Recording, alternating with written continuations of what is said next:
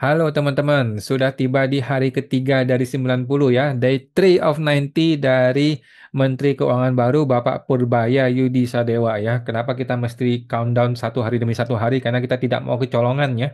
Kita tidak mau kecolongan sampai bertahun-tahun, sampai puluhan tahun dipimpin oleh seorang menteri yang brengsek ya. Jadi kita betul-betul akan memantau bagaimana pergerakan dari Pak Sadewa ini supaya kita bisa sama-sama menganalisa, bisa sama-sama untuk kalau emang dia orang baik, kita akan sama-sama menuntun dia, gitu ya. Kalau dia emang orang yang benar, orang yang serius mau bangun bangsa, bangun negeri ini, kita akan sama-sama support dia. Oke, tetapi kalau dia orang brengsek, atau orang nggak beres, atau orang nggak benar, atau orang nggak mampu, ya kita pun harus menggunakan hak kita untuk mendorong Prabowo untuk melepaskan dia, gitu ya. Oke, di hari ketiga, tanggal 11 September, kira-kira ada apa ya berita-berita mengenai Bapak Sadewo ini ya? Sadewa ya, dan ternyata dia membuat gebrakan yang luar biasa ya. Ini belum pernah terjadi sebenarnya di negara kita seberani ini dia ya. Kita lihat teman-teman ya, ini sebuah tindakan berani yang menurut gue sih cukup boleh direspek ya. Nah ini ya, jadi ada berita dari Metro TV bahwa Purbaya siap transfer 200 triliun ke Bank Nasional. Oke, kita baca ya. Menteri Keuangan Purbaya Yudi Sadewa berencana mengguyur likuiditas ke sistem ekonomi RI melalui perbankan nasional. Langkah ini untuk meningkatkan likuiditas dan mendorong pertumbuhan ekonomi yang lebih tinggi. Oke, jadi gini loh, logika itu sangat simpel. Logika dia itu sangat-sangat simpel. Gue nggak ngerti apakah ini logika orang malas atau sebenarnya ini adalah logika yang breakthrough ya, yang terobosan gitu ya. Simpelnya gini, gue lempar duit ke market, marketnya bergerak, berputar sehingga ekonomi membaik. Kira-kira kan gitu. Itu kan simpelnya pemikiran dia. Oke, kenapa kok ketawa? Karena faktanya tidak sesimpel itu, teman-teman ya. Faktanya ekonomi itu tidak sesimpel itu. Menko Purbaya mengatakan Kementerian Keuangan akan melakukan pemindahan dana tabungan pemerintah sebesar 200 triliun dari BI ke perbankan mulai besok ya, Jumat tanggal 12 September 2025. Ada 6 bank nasional yang akan dikucurkan bank tersebut ya, termasuk Bank Himbara ya. Himbara itu bank BUMN ya kalau nggak salah ya. Oke, eh, orang-orang berkomentar nih, Pak Presiden Prabowo kalau bisa penempatan 200 triliun uang pemerintah ke sistem perbankan Himbara itu letakkan di 20 provinsi besar Indonesia. Kan dia langsung ke kantor pusat, dia langsung ke kantor pusat banknya, nanti kan banknya yang menyebarkan kepada masing-masing provinsi kan. Nah, oke ini bagus nih ya. Jadi gue lihat orang-orang mulai memberikan respon positif ya. Orang-orang mulai memberikan respon positif karena ini sebuah gebrakan dia berani. Karena selama ini kan duit itu kan dipegang Sri Mulyani nggak bisa keluar selama ini kan. Kalau Pak Purbaya malah terbalik. Gua guyur pasar, gua guyur market dengan duit sehingga ekonomi bisa berputar gitu ya. Oke, tetapi ada resiko yang harus dia pertimbangkan ya. Gua rasa dia ini seorang risk taker ya, seorang yang berani mengambil resiko, tetapi harus hitung dengan baik resikonya. Jangan sembarangan gua mau guyur, tiba-tiba guyur ya. Mesti ada kajian akademis, Bapak Purbaya. Jangan sampai 200T hilang, itu hilang kemana, lu bisa masuk penjara ya, Pak Purbaya, hati-hati ya. Bla bla bla ya. Intinya orang berkomentar, oke, oke. Ini ada orang komentar lagi, oke, cuma 2 komentar. Oke, ini adalah eh apa namanya konferensi persnya yang betul-betul real ya. Kita akan langsung dengarkan teman-teman ya. Cuma ada 5 menit ya, cuma 5 menit. Coba kita dengarkan langsung ya, real ini langsung. Hasil pertemuan dengan Pak Presiden. Apa saja yang dilaporkan? Kita melaporkan hasil proses diskusi dengan anggaran dengan DPR, itu aja. Tapi ini kan masih diputuskan di DPR, jadi angka-angka masih didiskusikan, jadi belum putus. Tapi kita laporan progresnya seperti apa. Tapi tadi yang dilaporkan soal anggarannya, perubahannya atau soal perubahan anggaran yang mungkin terjadi, tapi saya belum bisa bicarakan karena masih didiskusikan dengan DPR. tapi itu baru anggaran PMK aja, bukan sampai keseluruhan. Yang presiden tadi? Nah, itu yang ke presiden anggaran PMK aja atau APBN keseluruhan? APBN keseluruhan.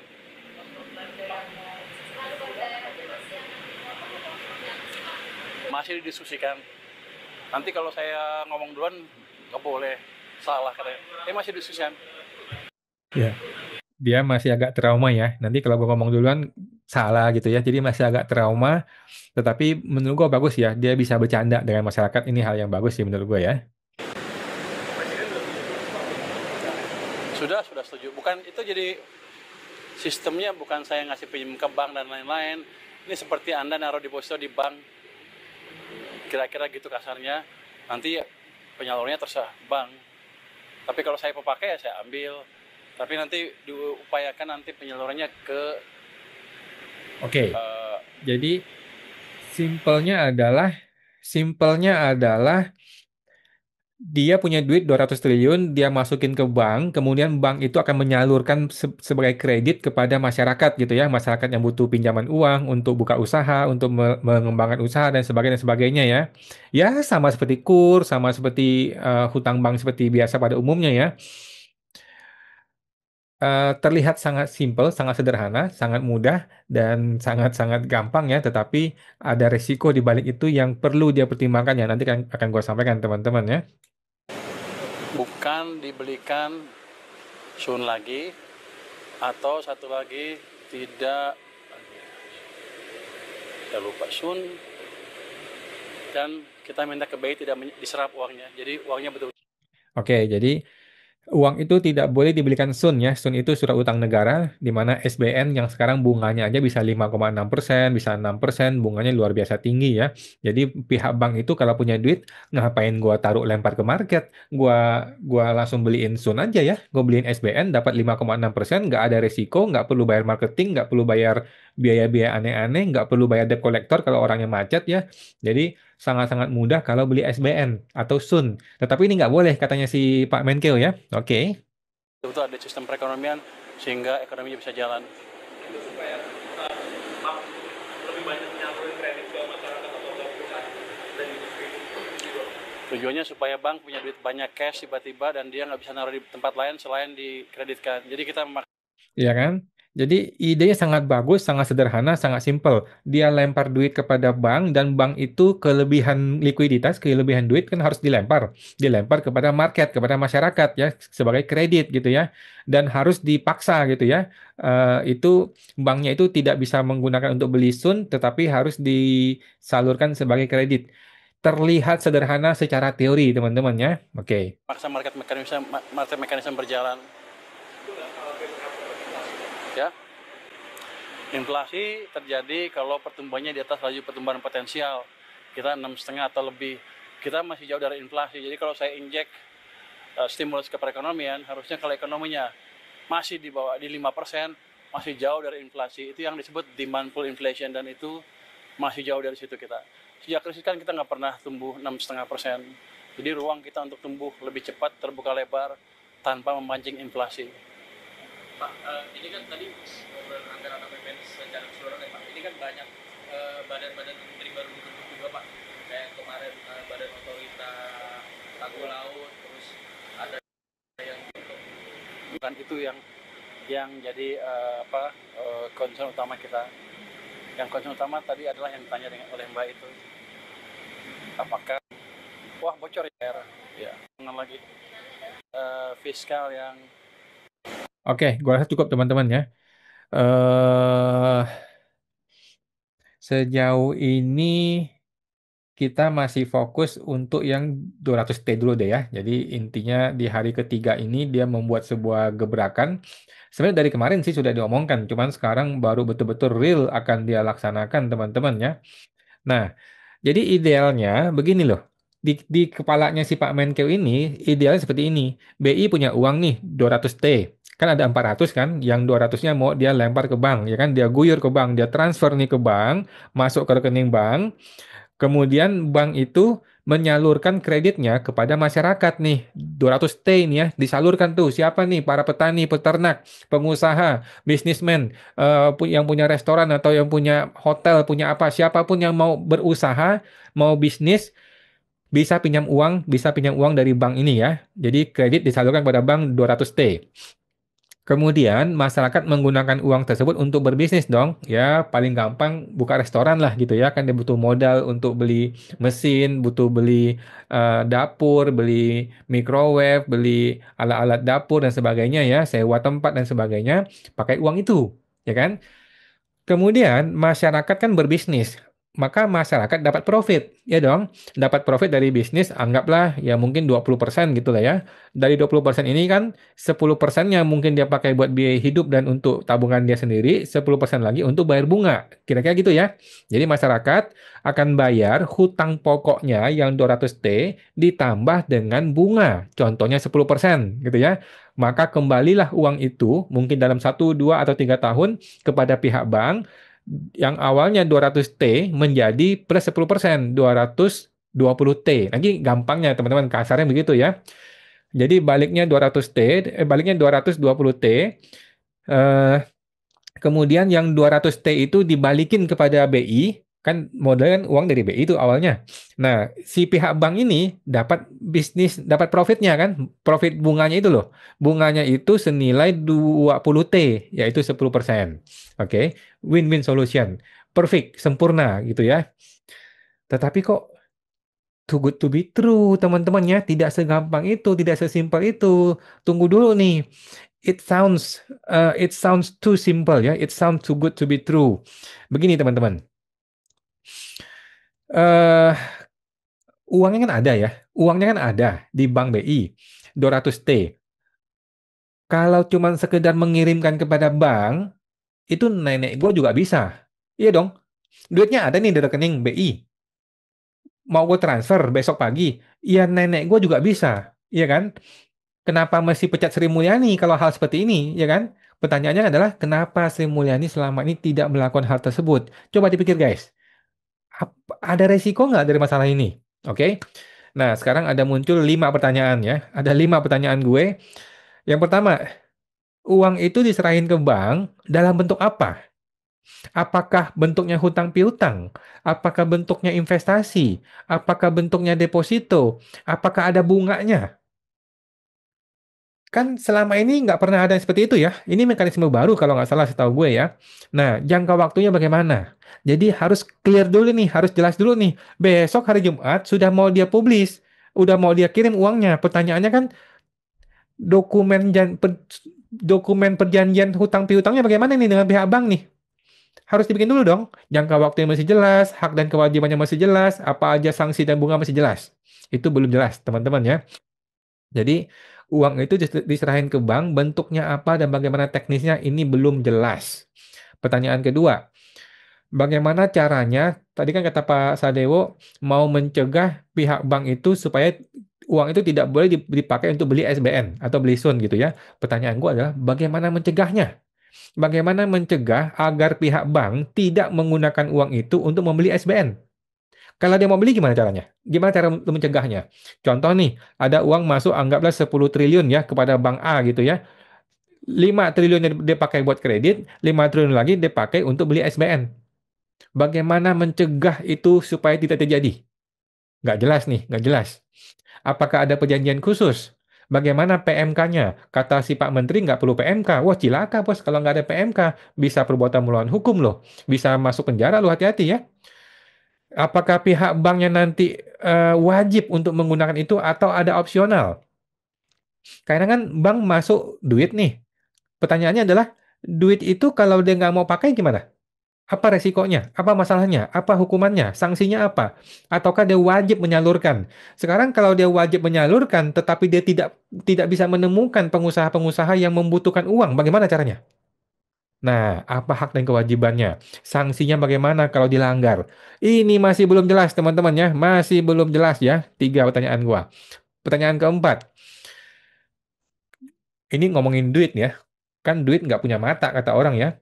Jika penyaluran kredit itu ada untung, ada profit, nanti untuk siapa profitnya? Bagaimana bagi hasilnya? Harus jelas dulu dong. Ya, lu ini ngomongin duit, teman-teman ya. Ngomongin duit ya. Oke. Kalau nanti bank menyalurkan kredit, ada profit nih, ada untung nih. Bagaimana mekanisme bagi hasilnya? Untuk siapa? Apakah negara dapat bagiannya atau gimana? Kemudian, kalau rugi, siapa yang tanggung ruginya, teman-teman? Siapa? Kalau bank menyalurkan kredit ini kepada masyarakat, kemudian masyarakatnya macet, nggak bisa bayar hutang, nggak bisa bayar bunganya. bank itu kan punya level NPL. Level NPL yang menyebabkan bank itu menjadi punya standarisasi, nama baik dia dipertaruhkan gitu kan. Sehingga bank itu tidak mau menyalurkan kredit karena banyak orang nggak sanggup bayar atau banyak orang bangsat nggak mau bayar bunganya, nggak mau bayar hutangnya. Begitu dapat kredit, orangnya kabur. Nah, kalau macet, siapa yang tanggung jawab? Kan ini uang negara nih. Ini uang negara, bukan uang punya bank doh. Bukan uang punya masyarakat ya, dari deposito masyarakat bukan. Ini uang punya negara, taruh di bank. Bank salurkan kredit. Kalau kreditnya macet, siapa yang tanggung jawab? Apakah ini kerugian negara? Apakah ini masuk kategori korupsi? Hati-hati Pak Purbaya ya. Jangan sampai niat baik Anda malah menjerumuskan ke penjara. Ya dong? Nah, itu pertanyaan yang belum jelas. Pertanyaan terakhir, nomor 5. Bagaimana mencegah terjadinya kong kali kong? Ya kita udah tahu lah ya, rahasia umum teman-teman ya.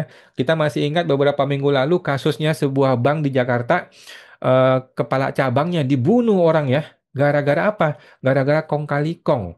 Maling, kong kali kong sama maling di dalam bank gitu ya. Sehingga terjadilah kredit fiktif. Kreditnya betul-betul ada, uangnya disalurkan, tetapi bisnisnya fiktif, proposalnya fiktif, sehingga uang itu nggak bisa balik, ya kan?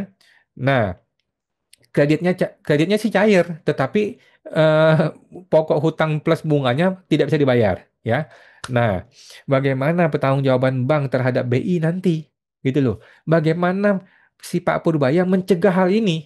Karena gue lihat Pak Purbaya ini orangnya percayaan gitu loh. Pak Purbaya ini orangnya percayaan sama orang-orang. Lu nggak tahu Pak, di negeri Konoha tuh banyak orang bangsat Pak. Banyak orang brengsek Pak. Lu pinjamin kredit 10 miliar gitu ya, menghilang dia bulan depan. Awalnya baik-baik, bagus, dia punya ruko, punya bisnis, punya punya kerajaan bisnis, rekeningnya bagus. Begitu cair uang pinjaman, tiba-tiba lenyap orangnya, Pak. Lenyap sama rekening-rekeningnya hilang semua. Itu terjadi, Pak, di negeri Konoha, Pak. Nah, jadi Pak Purbaya jangan percayaan juga dong. Nah, sekarang Pak Purbaya bagaimana dia bisa mencegah masalah ini terjadi? Ini yang belum jelas, teman-teman ya. Nah, karena ini belum jelas, gua kirim permohonan informasi kepada PPID Kementerian Keuangan, oke? Gua share ke teman-teman semua ya. Gua share ke teman-teman semua, ini dia.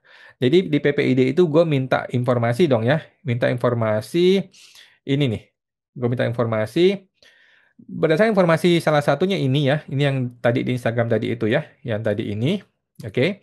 Bahwa Menteri Keuangan Purbaya akan transfer 200 triliun kepada Bank Nasional. Saya meminta salinan dokumen tertulis resmi perintah eksekutifnya, baik itu berupa nota dinas kah, atau PMK kah, atau dokumen tertulis apapun untuk melegalisasi tindakan tersebut. Oke.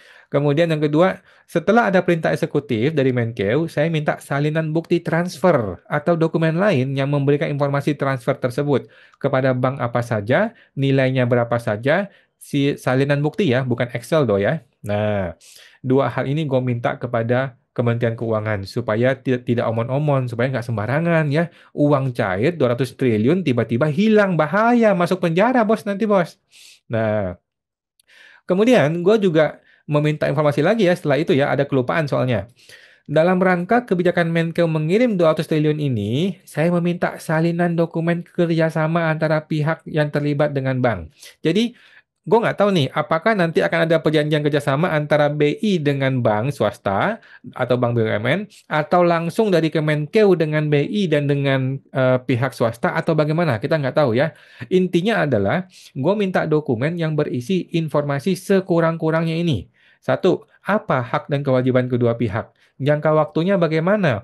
Syarat dan ketentuannya bagaimana? Kapan perlu dikembalikan? Ada bunga atau tidak ada bunga? Bagaimana syarat penggunaan uang tersebut? Pengawasannya bagaimana? Hukumannya apa jika dilanggar? Dan informasi detail teknis lainnya sehubungan dengan penggunaan uang rakyat sebesar 200 triliun ini.